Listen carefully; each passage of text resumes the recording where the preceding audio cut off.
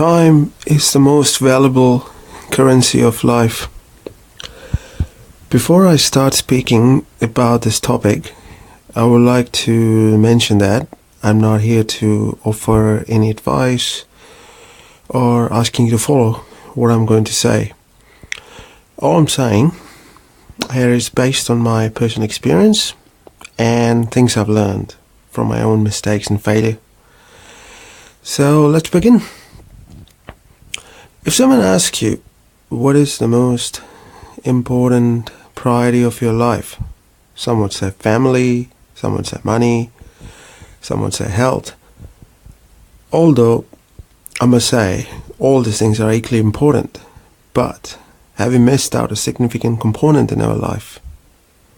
You may be surprised to know that time is the most important component, or you can say currency of life.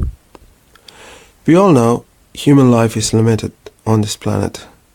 As of now, let's say an average life expectancy of 70 years. 70 on this planet. Sweet, pretty good, right?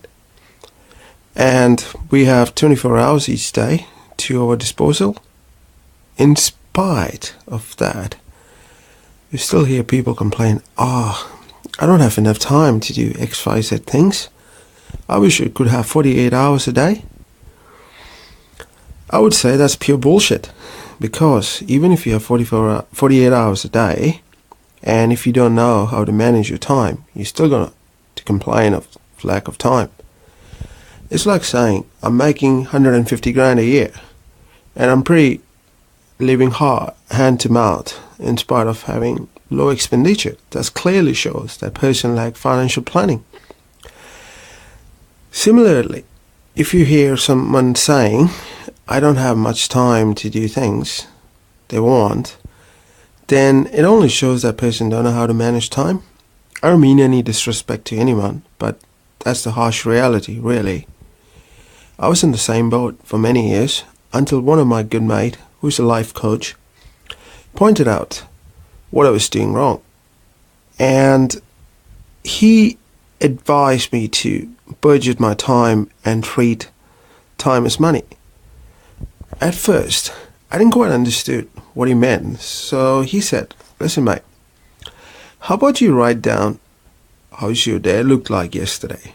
I mean, that was a year ago, and you have to be very honest about it. So what I meant was that a year ago he asked me to pinpoint the stuff I've done on that particular day, and that day happened to be Wednesday, a typical weekday, and I was like, why not? I will write down on a piece of paper. He said, I want detail about each and every hour, so 24-hour timesheet of Wednesday, to be precise. So I started to write down how my typical day looked like, and when I had a look at my 24 hours timesheet, I like, mate, that sucks and boring.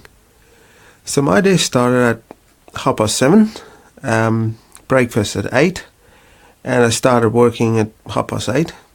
12 to 1 is my lunchtime, which I often use to train in gym, and I prefer to eat at desk, so which saved my lunch time so I can go and train.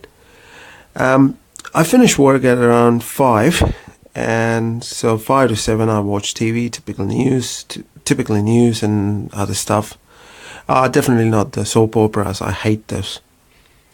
And then 7 to 7:30 is a dinner time. And 7:30 to 11 p.m. I usually spend time reading and other stuff like watching TV. And at 11 o'clock I usually go to bed.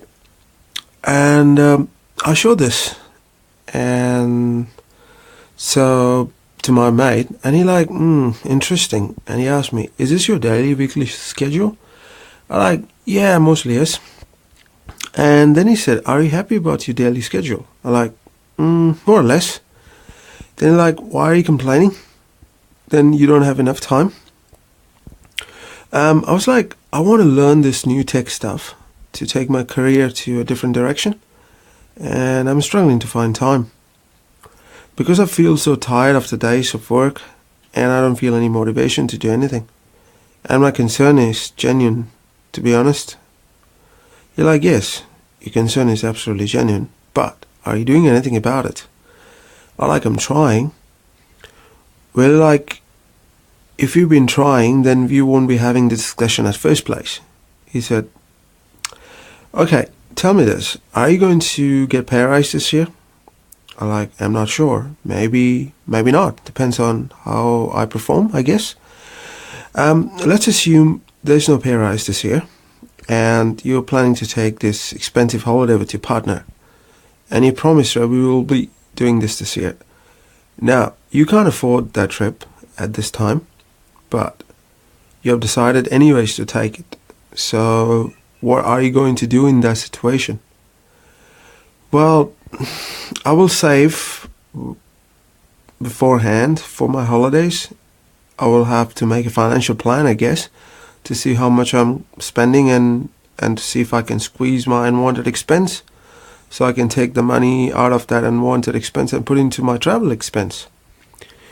And maybe I will do some extra stuff to make some extra money if it's possible. I don't know. I will work out a financial plan to fund that trip. And he very well, so you're going to do financial planning? Of course, otherwise how would I even think about taking that expensive holiday? You're very well, so why are you not doing time currency planning? Time currency planning? What do you mean? He said, we human beings never think time is the most valuable, whereas in reality there is nothing more important in life than planning your own time. Let's revisit your 24-hour timesheet, shall we? Sure. So he said, I can see 5 p.m. to 7 p.m. you invest in watching TV, preparing dinner, I suppose. I said, yes, that's correct. Okay, so you think can you restrict it to 1.5 hours instead of 2 hours? Not really.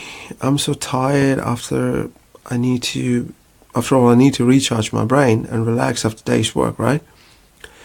Fair enough. Let's look at your schedule after your dinner time. That's from 7:30 to 11 o'clock. You did mention you spend time reading and other stuff. Let's start at reading. So, you read every day? Is that correct? Yes, pretty much. And you how many hours? An hour. So he said that he leaves you with 2.5 hours of remaining time before your bedtime. So what do you do with this time? Depends. Be specific if you really want me to help you. I usually spend time with loved ones, and sometimes I watch TV. Very good. Now I want to ask you to cut short of the time you spend with the loved ones. So I said, you see, man, that's why I said I don't have much time. You're hang on. You said you read an hour every day. What do you read, if I may ask? I read fiction sometimes, autobiography, self-help. Depends, How often do you read fiction? Well, pretty much 70% of the time. You're can you not make it a 30 minutes of fiction, and remaining 30 minutes you spend learning about tech stuff you always want to learn?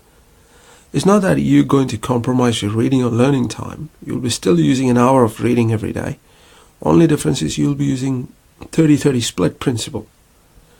More, where you spend first half reading stuff, like your fiction or autobiography or self-help or whatever, and the remaining 30 minutes you spend learning your tech stuff. This way you will have 3.5 hours of extra time each week and 14 hours each month to learn new stuff. To be precise. I honestly didn't thought about that, but to be honest, I will give it a try. Give a try and balance your priorities. You're not going to compromise by shrinking your half an hour from reading fiction to learning new tech stuff. It might take time, but it's better than learning nothing at all. And I like, that's brilliant, mate. Thanks. You're like, no worries, mate. He said, you see, we can squeeze some time from a daily schedule to do stuff we really like if we do time planning. This is the biggest mistake we all make. We don't invest on planning our time. Like an accountant do financial statements. If you look at the financial statement, you can actually make out where we are spending and where we are losing money, or where we are earning money.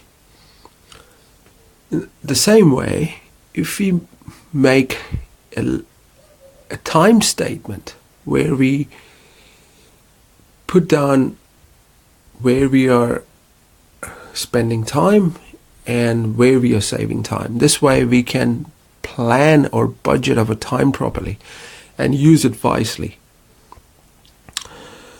It's like writing down a daily timesheet and reflect it on every day to see if you're on track with the stuff you want to do or we're losing track. And trust me, it will do wonders in life. So my life has been different for the past year. I managed to learn that new tech stuff within 6 months. So, and now, as a matter of fact, I could change my job to new tech stuff which I wanted to do, and with better pay, and I'm happy that I have different skill set. So what I'm trying to say to you is that it's always good to budget your time like you budget your money, because at the end of the day, let's be very real about it, ladies and gentlemen. We don't have technology to cure aging at this time. Scientists are working on it. We may find a cure of aging in, say, 50 years, 100 years. We may extend our lifetime to, say, 300 years. But for now, an average life expectancy, if you're optimistic about it, is 70 to 80 years, which is pretty good time to do all the stuff we want on this planet. The only problem is we don't plan for it. And the people who plan for it are the most successful people on this planet. And that's why we have very few people who are highly successful. 95% of the people struggle. I mean, I've been on the same boat. I'm not saying that I'm successful like Bill Gates or Warren Buffett. No, I'm not even closer to it. But I'm making an effort every single day to see if I can save some time, to use that time wisely, to do stuff I always wanted to do, to learn the new stuff. Maybe you wanted to learn a language, say German or French or Chinese or anything.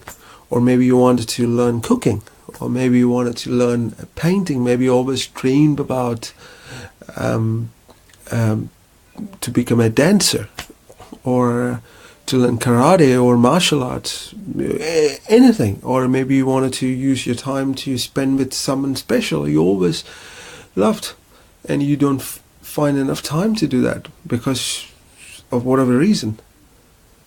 So if you look deeply, time is the most valuable thing in life. That's all I wanted to share with you, ladies and gentlemen.